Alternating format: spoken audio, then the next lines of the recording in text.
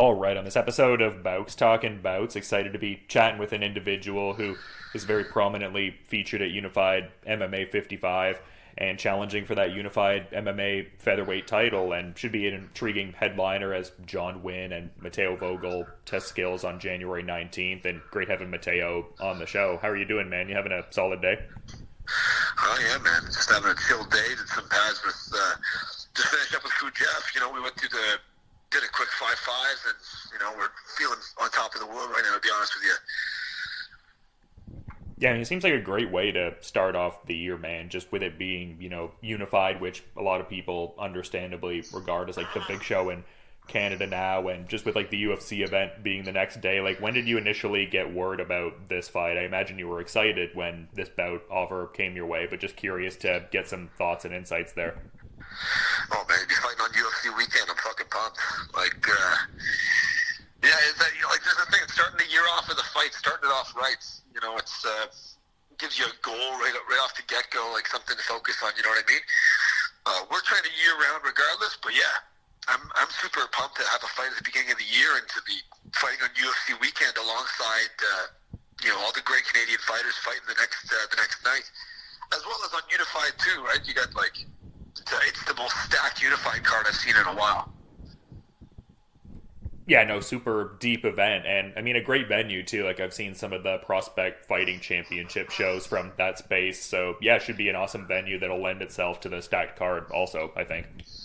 Yeah, and we're gonna send this thing off with a bang. Like, this is my first time fighting on a main event as well, so this is why I'm super pumped. Like, it gets big attention. It's on UFC weekend, and the boss will be watching. I can't wait to make an impression.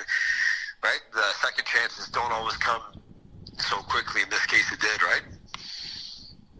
Yeah, well, it's an interesting situation in that sense, because I felt like a certain amount of people were surprised by the verdict in your Contender Series outing the last time against Timothy Cuamba there in August. So it seems like this really gives you that second chance you were talking about in a big way. Well, I think so too, but honestly speaking, after the last one, you could tell by Dana's reaction, you could tell by all the organization's reaction. Talking to the other UFC fighters, everybody thinks that I won. Like, everyone knows that was bullshit, man. It was not an ideal situation. I'm not taking the blame off of myself. Obviously, that I left that in the judge's hands, and that was the issue. You're fighting the fucking hometown guy. But yeah, I feel like everybody knew that was bullshit. Regardless whether the result was legitimate or not, it's still a big learning experience for me to fight on that level, fight on that stage, and to experience that and know what I have to do going into it. Yeah, well, that's just it. I mean, I imagine it would more, I guess, suffice, or rather serve the master of kind of like washing that taste from your mouth, because like you said, it did seem like a lot of people were thinking you won that one. So yeah, I mean, this seems like we trended on Twitter after that. Like, Vogel was trending on Twitter for the next what was it? It was still for 5-6 hours afterwards. We were trending on Twitter and sports, and the amount of people saying it's a robbery, aside from a couple of fucking dumbasses saying the opposite, right? But there was a heavy. I was absolutely shocked at the amount of following and support that I received right afterwards. So much messages of support, and just people man, you won that, and just the ocean of Twitter comments that I saw. It seemed to be heavily in favor of what I believe too. Regardless to say, who knows if that was a performance worthy of a contract, whether I won or not, right? I had spent the whole time chasing down a guy who didn't want to fight. So that's not really exactly what Contender Series is about. Right? Contender Series is about giving Dana a reason to sign you on the spot, right? So who knows if I proved that in that fight, given that I was chasing somebody down the whole time who didn't want to engage. But yeah, man, it's live and learn. I said it in an interview yesterday. It was a big learning experience to kind of end up being dragged into a game that I didn't fight the way I fight, if that makes sense. I mean, it's interesting you phrase it like that. I mean, just in the context of this upcoming opponent, John Nguyen, I mean, he seems like a guy that would very much facilitate, an exciting fight. I mean, he'll show a fight IQ in his own sense and not overextend. I don't mean it in that way, but just to say I feel like he'll engage the fight a little more on paper, one would think. He'll fight with some balls for sure. He's not going to do the same thing. And regardless of what John does, like I've told you guys in the past, I'm very focused on myself and my own execution, right? So it was a big learning experience in that was the first time that somebody just ran from me the whole time. And, that's on me. I have to make adjustments in my game and work on cutting people off and work on taking the fight to somebody who has to run away. So there's been big gains in my game, and I'm really excited to show that off and really show the full Mateo on January 19th. Yeah, I mean, I feel like it's a great position to do all that. Like, you seem very emboldened by it being another chance to collect an important title on the Canadian scene, just with you previously having that BFL belt. So, yeah, it seems like a great one for the legacy in that sense, just with the Canadian promotions.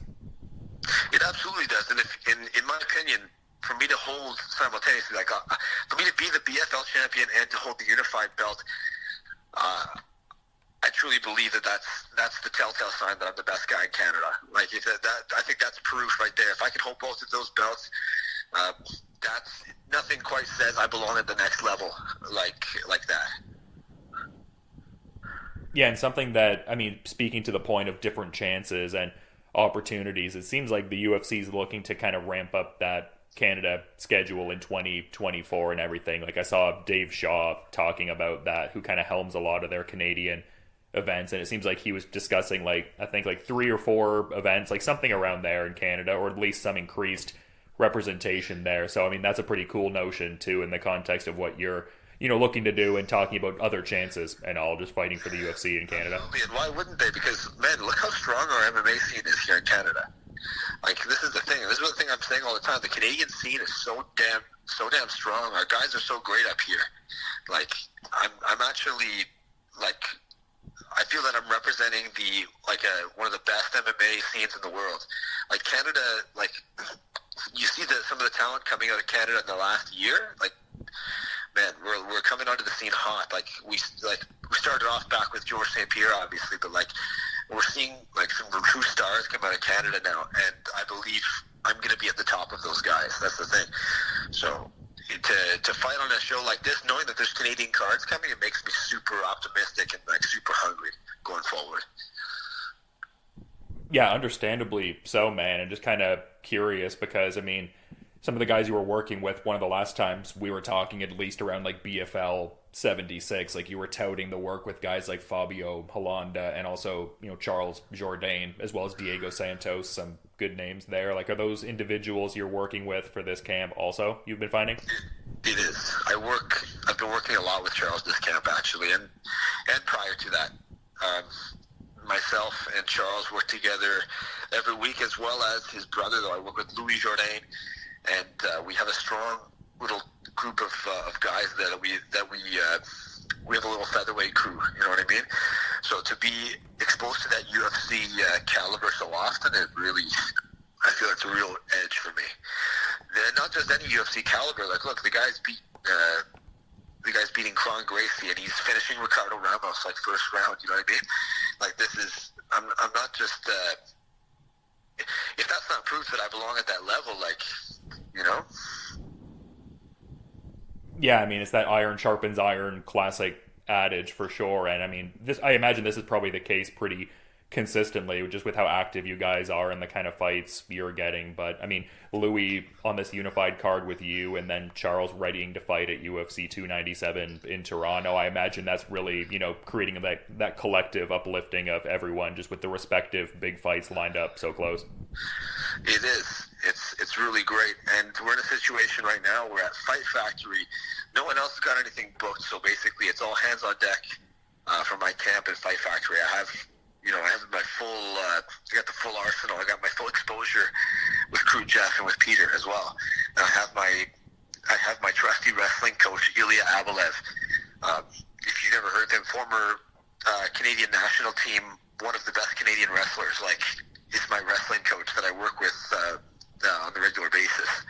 So to have him back in my corner and work closely with him has been a serious edge to elevating my wrestling. Yeah, it seems like it's interwoven into that same idea we were talking about with like guys like Charles Jourdain and some of the guys you train with, like just in the sense of, I guess, the confidence and skill rising because of the caliber of people you're working with. So love to hear that, man.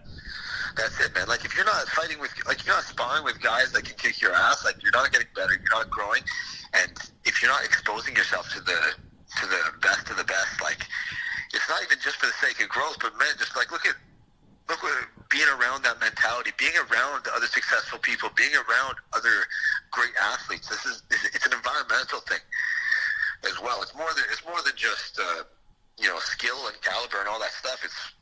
It's just being surrounded by like-minded people, being in that incubator of success, so to speak. Yeah, I mean, that's a great way to phrase it for sure, and you always do a good job of surrounding yourself with people like that. And I know you were talking a bit earlier, about how you mostly focus on yourself and your own preparations. I guess with like the tape study component, is that like something more allocated to the coaches then? Have you checked out any of John Nguyen? Just because, I mean, like I was saying before, kind of like that exciting sort of style, as you have and whatnot. But like, how's the tape study and all, I guess? I always watch my opponents. Like, that's the thing. I say I focus on myself, yeah. But I'm also not stupid. I focus on my opponents as well. Like, I watch my opponents. The coaches watch the opponents. I've watched all of John's fights. I'm sure he's watched all of my fights. But like I said, I focus on my own execution. And I've said this like time and time again, man. Like, look how many fighters have gone into fights with game plans around your guy doing X, Y, Z, and then you stand across from that guy, you're in the octagon, and then he doesn't do it. He doesn't do X, Y, Z, and then all of a sudden you're shitting your pants. You're like, oh, what do I do now? You know what I mean? Like, this is, you have to be very flexible to be a great fighter, I feel like. And while it's nice to know what your opponent is good at, and it's great to know his tendencies and to study, you have to have that malleable mind that can switch on a dime. That's interesting. Did you feel like that was almost the case in your last fight? Because you were saying you were surprised by your opponent, like, running for most of the fight. He caught me off guard. Like, I thought Timmy would stand and trade with me. Figured he's a sixth striker. He's going to stand and trade with me, and that's what I love. I was not expecting this guy to disengage so much and to not want to fight because, like, bro, I spent however long preparing to fight somebody, not to chase them. And, again, like, I'll own that. That's on me. It's not for me to be a victim and say that, it was unfair or something. It's just like, you got to be flexible. You got to switch on a dime. Like, I expected my guy to do X, Y, Z, and he did it. So shame on me for focusing too much on that. So like I said, you have to train with a variety of opponents, but partners. But at the same time, like, be ready for anything. This is what this game is about. That's what's so exciting about MMA. MMA math never adds up. MMA math never adds up. MMA is an unpredictable sport. Like, you take a guy who's never been finished by this guy, and this guy, and then suddenly a guy who's lost to all his last opponents knocks him out. You know what I mean? Yeah, no, I mean, well said, man. I get where you're coming from. I guess, like, kind of going back to a prior point, though, like you were talking about the increased confidence in the wrestling, which I do find intriguing just because we've, obviously talked over the years, and like the nickname being Carapato and the connotations of that just with like the submission grappling at the time and whatnot. Like, how has this wrestling informed the overall MMA game? I would think it would embolden further confidence to get it to those kind of positions where your nickname kind of shines through, but it also seems like the guys who have that wrestling acumen can be more expressive with also like the striking a bit too. Like, how has the recent wrestling work informed your overall game, I guess? It's matured it a little bit. Like, I've come up under different wrestling coaches, and the gains I've made in the past, I've always been a pretty good wrestler. I've always wrestled with high level guys, but to be exposed closely to Ilya, so to work this way is more like I work in small groups with my coaches, myself, like two guys and a coach. Like, it's a lot of close work in this camp. I'd say that's the main difference. And to have somebody like Ilya with like a doctor director's mind who really just nitpicks you. He's very picky. He'll pick on everything that you've kind of gotten away with and just kind of tighten up all the screws here and there and make everything perfect. Having that has actually made a real edge, and we've changed my wrestling game up a bit too. So, like I said, just maturing and elevating it. Okay, yeah, no, I mean, I was just, saying I appreciate the thoughts, and you have a great mind for the game, but just wanting to be mindful of your time, man. I'm curious if maybe you have a final thought to add as we're wrapping up here. I think this is, once again, I've told you guys many times that every fight's going to be the culmination of my hard work and this and that, but honestly, like, this is, you're going to see a mature Mateo. I can't wait to put on a show in front of a Canadian crowd again for the first time in years, an Ontario crowd again for the first time in years. I haven't fought in Ontario since before the pandemic, so I really want to, this is going to end this card with a boom. We're going to blow the roof off of that place, and I'm going to really show who the best featherweight in Canada is. Yeah, it's an incredibly deep card and a great weekend for Canadian mixed martial arts. I really agree with what you're saying. Like, I think we're really poised for like a big era in the sport coming up, and January 19th, definitely stoked for that featherweight title fight. I'll be there at Rebel checking out that John Nguyen fight, hopefully. But yeah, until then, you have a good day, Mateo, and thank you for the time. You too, brother. Thanks for having me.